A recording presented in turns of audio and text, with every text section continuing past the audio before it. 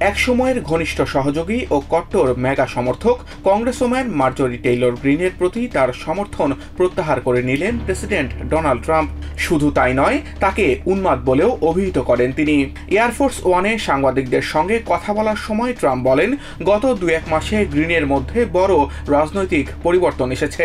প্রেসিডেন্টের অত্যধিক বিদেশ সফর নিয়ে করা গ্রিনের সমালোচনার জবাব দিতে গিয়ে ট্রাম্প দাবি করেন, তার বৈদেশিক নীতির কারণেই চায়না, জাপান ও সাউথ কোরিয়ার সঙ্গে বাণিজ্যিক চুক্তি এবং গুরুত্বপূর্ণ বৈশ্বিক সম্পর্ক বজায় রাখা সম্ভব হয়েছে।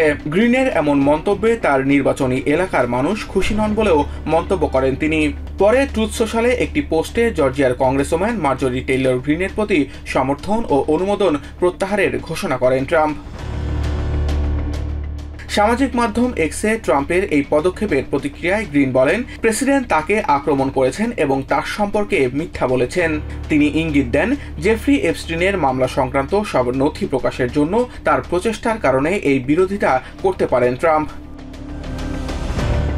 অন্যদিকে এপস্টিন সংক্রান্ত নথি প্রকাশের বিষয়ে মন্তব্য করতে গিয়ে সঙ্গে সঙ্গে আলোচনাটি এপস্টিনের বন্ধুবান্ধব ও ডেমোক্র্যাটদের দিকে ঘুরিয়ে দেন ট্রাম্প।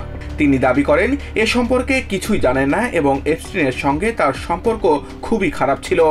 এই বিতর্ককে ডেমোক্র্যাটদের ধাপ্পাবাজি বলেও অভিহিত করেন প্রেসিডেন্ট। সাম্প্রতিক সময়ে স্বাস্থ্যসেবা ভর্তুকি ও এপস্টিন সংক্রান্ত নথি প্রকাশের দাবিতে হোয়াইট হাউসের অবস্থানের বিরোধিতা করে আসছিলেন টেইলর গ্রিন। তাদের এই প্রকাশ্যে সংঘাত রিপাবলিকান পার্টির ভেতরে একটি বড় ধরনের ভাঙনের ইঙ্গিত দিচ্ছে এবং আগামী মধ্যবর্তী নির্বাচনের আগে গ্রিনের আসনে একজন নতুন প্রতিদ্বন্দ্বীকে ট্রাম্পের সমর্থনের সম্ভাবনাও দেখছেন রাজনৈতিক বিশ্লেষকরা।